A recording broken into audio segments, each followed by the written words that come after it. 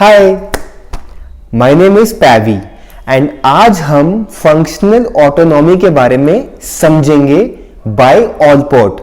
आप मेरी पुरानी वाली वीडियोस भी देख सकते हैं जिसमें मैंने ट्रेड्स के बारे में बताया है बाय ऑलपोर्ट एंड हमारी डेवलपमेंट स्टेजेस के बारे में भी। तो आज हम समझते हैं फंक्शनल ऑटोनॉमी।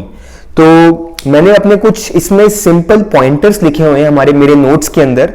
तो मैं चाहता हूं कि मैं इनको इजी वे में आपको समझाऊं ताकि आपको ज्यादा परेशानी ना हो इनको समझने में। ठीक है जी, तो शुरू करते हैं।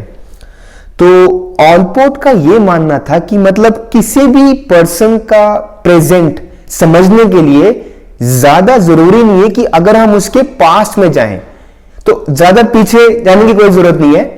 आप करंटली जो चल रहा है वो आप समझ सकते हैं, उसके लिए पीछे मत जाएं, पहली बात। तो अब ये वाली जो बेस है, ये जो कॉन्सेप्ट है, इसी को ही इन्होंने फंक्शनल ऑटोनॉमी का नाम दिया है। ठीक है जी, उसके आगे चलते हैं। अब जो ये वाला हमारा कॉन्सेप्ट होता है फंक्शनल ऑटोनॉमी का, ये एक ऐसी मोटिवेशन होती है हमारे कुछ सर्टेन बिहेवियर के लिए जो कि इंडिपेंडेंट होता है। माने अभी जो मैं करंटली कर रहा हूं या कोई भी शख्स कर रहा है ना, वो ऑटोनॉमस है, उसका कोई पीछे से कोई लिंक नहीं है। इसी कारण से ऑलपोर्ट ने पहले ऐसे बोला है कि जैसे पास्ट में ज्यादा जाने की जरूरत नहीं है करंट को समझने के लिए। तो ये तो हमारी होगी यहां तक बात कि ये ऑटोनॉमस फंक्शनल ये क्या चीज होती है। इनको ना हमको एग्जाम्पल से समझते हैं। तो पहला एग्जांपल लेते हैं, जैसे एक आईटी स्पेशलिस्ट है। मान लीजिए कि हम में से ना कोई आईटी स्पेशलिस्ट बनना चाहता था पहले से ही। स्कूल में अच्छे मार्क्स आते थे, कंप्यूटर साइंस में बहुत दिमाग तेज चलता था, कोडिंग वोडिंग बहुत बढ़िया से बंदा कर रहा था। ठीक है, प्राइजेस मिले हैं, अवार्ड्स मिले हैं उसके अंदर, तो वो अब बन चुका है। लेकिन अभी एज ऑफ नाउ उसका कोई इंटरेस्ट नहीं है। हो सकता है कि अब उसको अपना करियर चेंज करना हो या कुछ भी ऐसा करना हो, तो अब ये करंटली ऑटोनॉमस हो रहा है।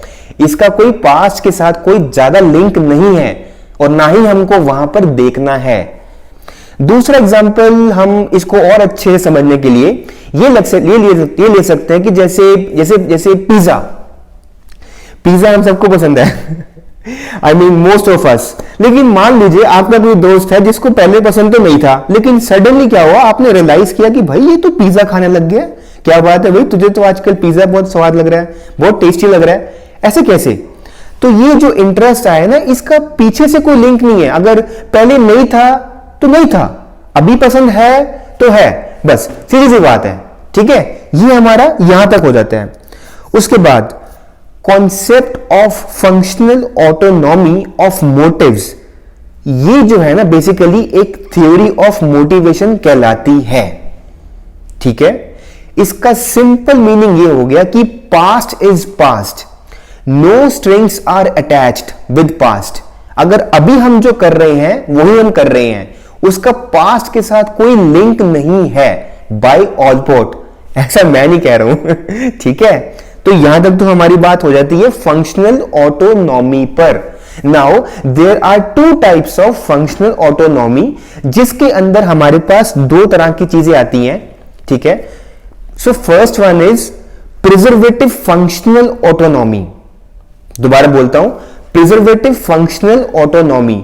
इसके अंदर हमारे पास क्या है चीजें, जैसे एक ये ऐसा फीडबैक मैकेनिज्म होता है हमारे नर्वस सिस्टम के अंदर जो कि चलता है चलता है या इंस्ट्रक्ट होता है बाय सिंपल न्यूरोलॉजिकल प्रिंसिपल्स की हेल्प से। इन शॉर्ट मैं आपको एग्जांपल से बताता हूं।